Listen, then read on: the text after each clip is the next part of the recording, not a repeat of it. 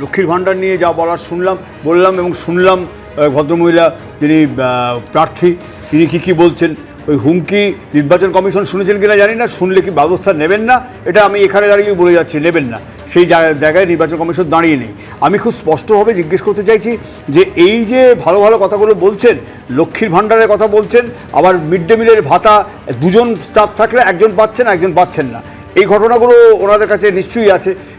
100 দিনের টাকা নিয়ে যে ব্যাপারটা নির্বাচনের প্রচারে বারবার ঘুরে আসছে, আমরা তো বারবারই প্রশ্ন তুলেছিলাম যে এই যে দুর্নীতির বিরুদ্ধে যা স্টেপ নেওয়ার দরকার কেন্দ্রীয় সরকার নিয়েছিলেন তো, কজন জেলা শাসককে কজন বিডিওকে সাসপেন্ড করা হয়েছিল ওই সময়।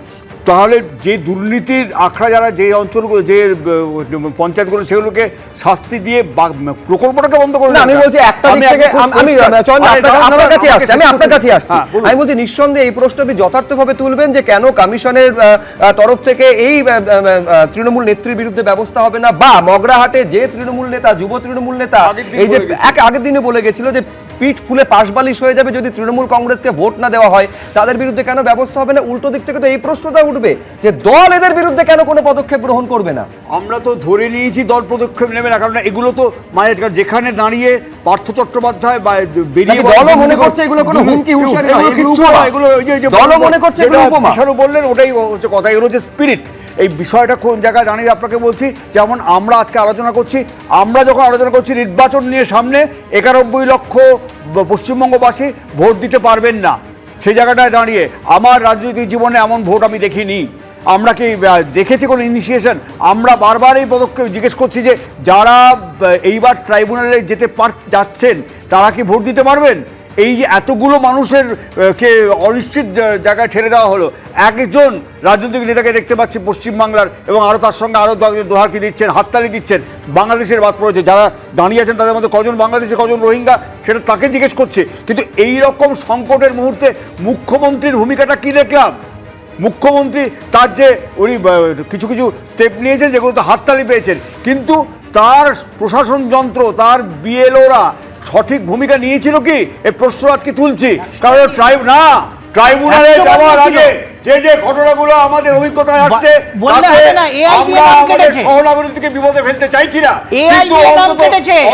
সমর্থন জানিয়েছিলেন,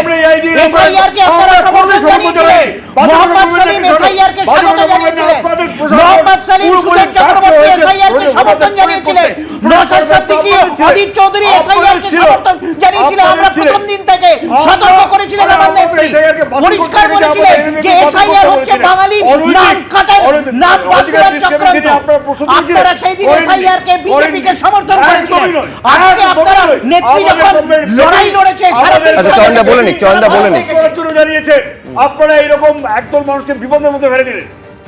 দেখুন, মমতা বন্দ্যোপাধ্যায় আজকেই তার নির্বাচনী প্রচার সভা থেকে এইটা বলছেন যে তিনি ছিলেন বলে সুপ্রিম কোর্টে তিনি মামলা লড়েছেন বলে 30 লক্ষের নাম তাই সেটা ঢুকেছে। আবার উল্টো দিক থেকে বিজেপির তরফে অভিযোগ করা হয় এই যাবতীয় জটিলতা এই রাজ্য সরকারের অসহযোগিতার জন্যই একেবারে তৈরি হয়েছে।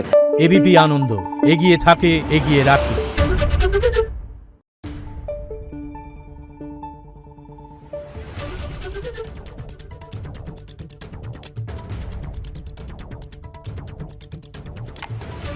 Thank you.